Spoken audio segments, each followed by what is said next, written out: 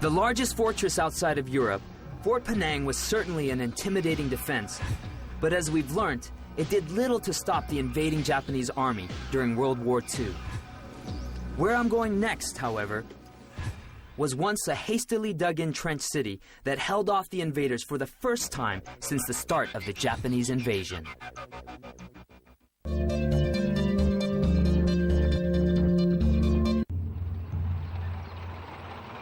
In December of 1941, Japan invaded British Malaya over land, bypassing coastal defenses such as Fort Penang. Making heavy use of bicycles, the Japanese blazed through the tropical jungles of Malaya, catching the British defenders off guard.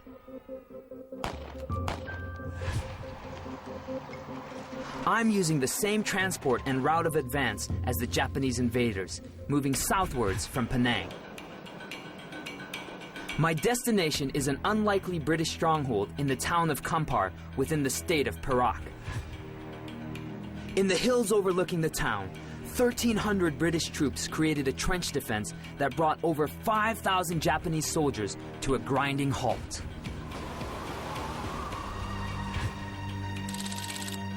That battle is now known as the Battle of Kampar.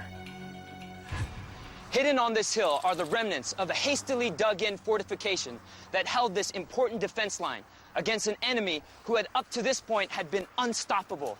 I'm going up to uncover this vicious battle and to see what it was like during those desperate times.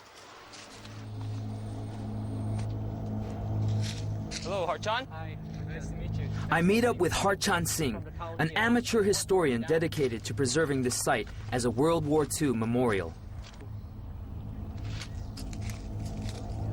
Known as Green Ridge, this is the only surviving remnant of the Kampar defense line.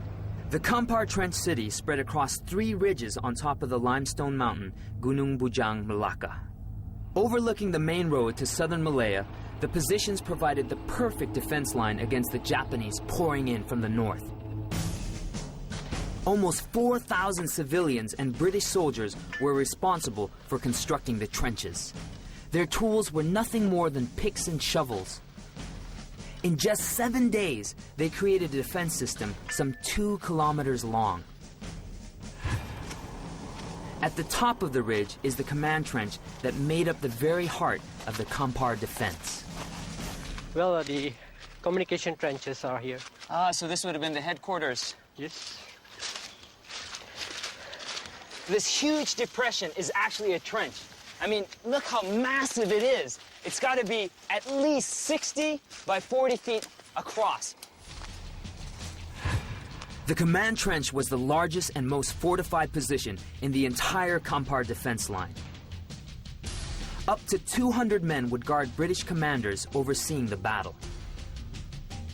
Leading from the command center was a network of linking trenches that provided supplies to other sectors.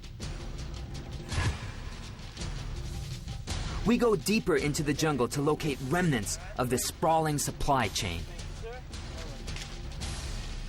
The Allied forces store their ammunition around that area. So this is the place they will carry the ammunition, the equipment from here and supply it to their men at the main trench. On the north end, right? right? So coming up from the south end. That's right. I mean, now this is much, much deeper, and you can still get a sense of it. Right. Now, bear in mind, there's still got erosion and dirt and leaves, so I imagine it would have been a lot deeper than this, and quite wide, so you can easily get 2 men side by side. Yes. Despite being hastily dug in fortifications, the Kampar trenches proved more than a match against the Japanese army.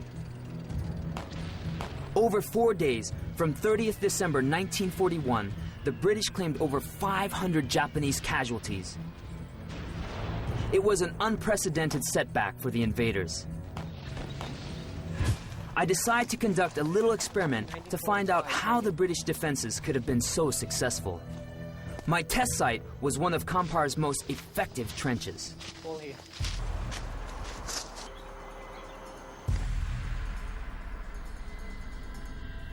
From this position, I can see that, one, we're obviously at a higher advantage, so making it difficult for the Japanese to see us, And these machine guns would have been kind of sandwiched in between sandbags, right? That's right. So, let's say I'm coming from downhill upwards. First of all, you can see, all I can see is the tip of his helmet being exposed. And it's very daunting because that machine gun could easily blow off my head. So a frontal assault would be a suicide mission. Now, this machine gun nest, right here, kind of 3/4 up this hill. Just up there on the flat area, we have the command center. So you can see that it was very important for this place to be heavily fortified, especially as we're approaching closer to the command center. The success of the British at the Battle of Kampar did not turn the tide of the invasion. On February 15, 1942, the British surrendered in Singapore, beginning over 3 years of Japanese occupation in Malaysia. The victorious Japanese exploited Malaya heavily for its tin and rubber resources.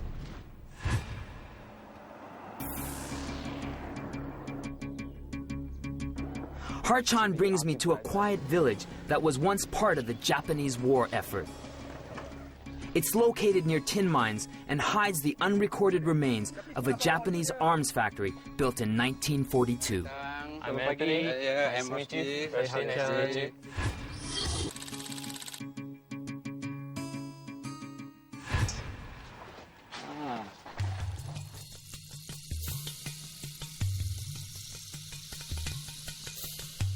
So this chimney is still largely intact. Yeah. This particular chimney was used by the Japanese Imperial forces to manufacture the component or the carbide which is used for the bullets or the bombs. So here's the hole where the heat would have come up Yes. to melt the carbide. The carbide chimney is not the only remnant of the old Japanese arms factory. A Japanese building still stands guard by the nearby river.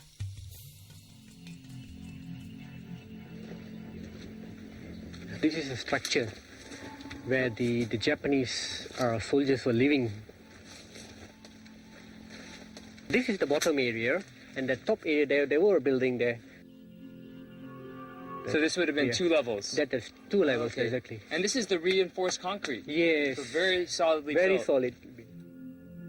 By looking at this structure here, 40 meters by another 30 meters, it clearly figures that this could be the headquarters where the Japanese worked here, and they monitor the process of the tin mining and also the chimney.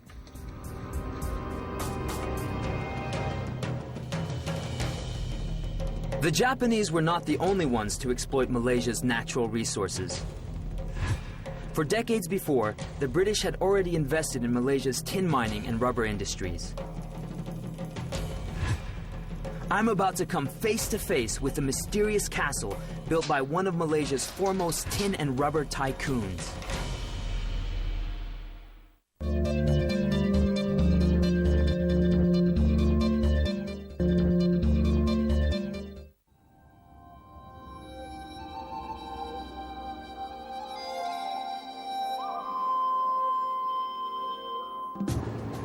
Before the Japanese invasion of World War II, Malaysia was one of the British Empire's most prized colonies. I'm on my way to Ipoh to explore an enigmatic colonial mansion known as Kelly's Castle.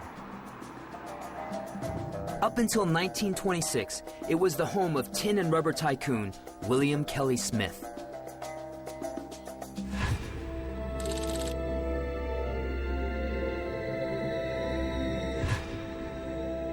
William Kelly Smith first arrived in Perak in 1890, just as rubber cultivation was being introduced.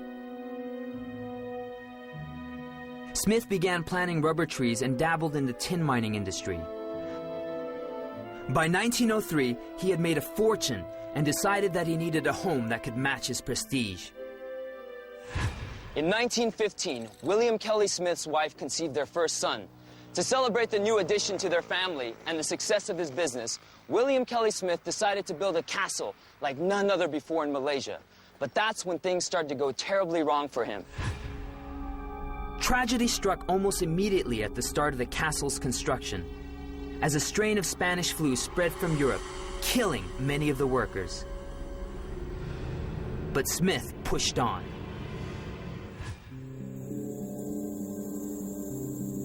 To find out more about the castle's history, I'm meeting up with Tajuddin, who has curated Smith's home for 5 years.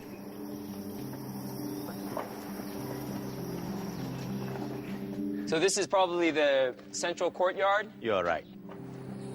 According to Tajuddin, the castle was really a 1915 expansion of Smith's original home from 1905. He envisioned his new place to be the hub of high society, boasting of the first ever elevator in all of Malaysia. To build the castle, Smith drafted workers from his rubber plantations. They came from India and clearly influenced the design of the building. About 70 Indian workers was used to build this castle. So they have the Mongol... Okay, here the you Mongol, see Mongol style of building. architecture, Yeah, Like the Taj Mahal? exactly. Ah, okay. All right. Something unique about this castle is that it was built not using any cement, because cement was not available in Malaya then. These bricks were actually apricot bricks made locally. But what was used to plaster these bricks was actually a mixture of sand, chalk, and duck's egg white. Actually